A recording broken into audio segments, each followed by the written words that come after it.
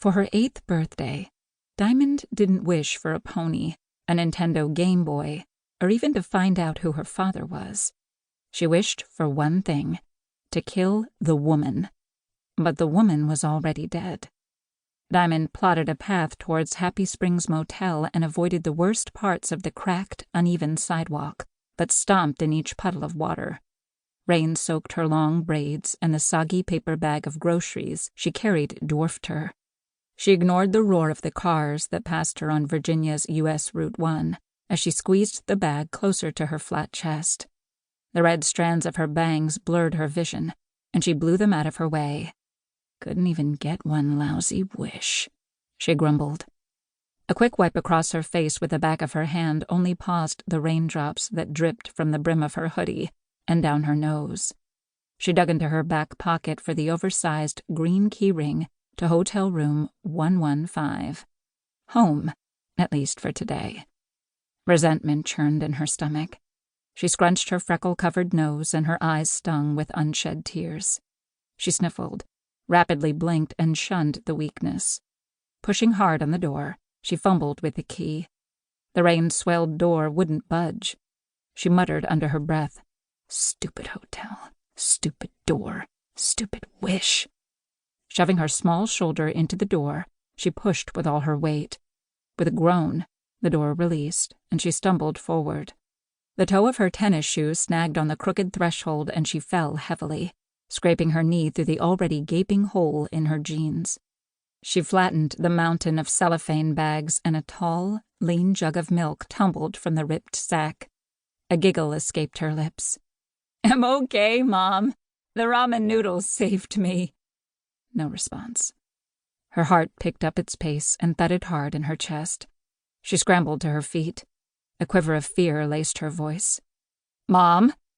Her panicked gaze searched the room. Sucking in a great breath of air, she prepared herself for what she might find. Raindrops, stale cigarette and pot smoke combined with the smell of lavender filled her nostrils. Immediately, she understood why her mother sat frozen on the bed, hugging her pajama-clad legs, with her head averted towards the wall. The woman was here.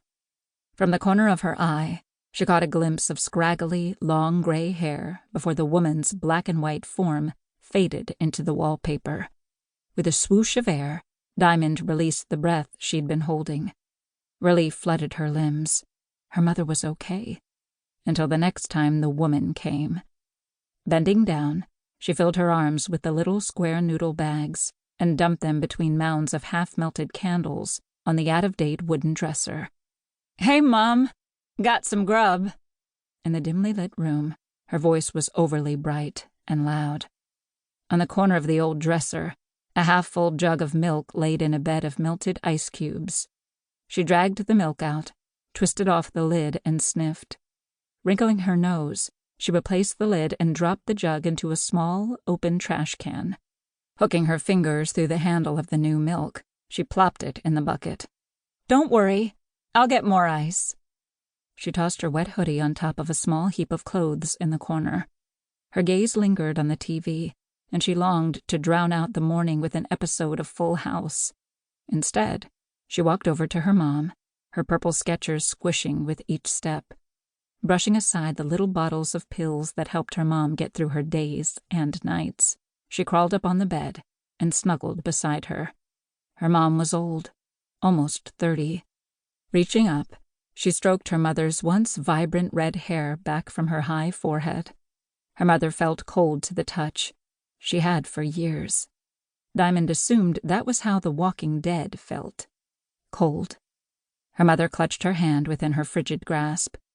Diamond stroked her mother's bone-thin fingers and then linked hands. The blue veins were easily visible through her sheer, pale skin, like an opal, once blazing with color, but now faded. "Whoever named you must have had a magic 8-ball or something. Opal fits you. Unlike my stupid name." She stared down at her dirty jeans, faded to a light blue with holes and frayed bottoms. She owned 2 pairs of jeans from the Salvation Army, 3 T-shirts, plus her rocking Skechers and a stupid pair of ugly, bright yellow rain boots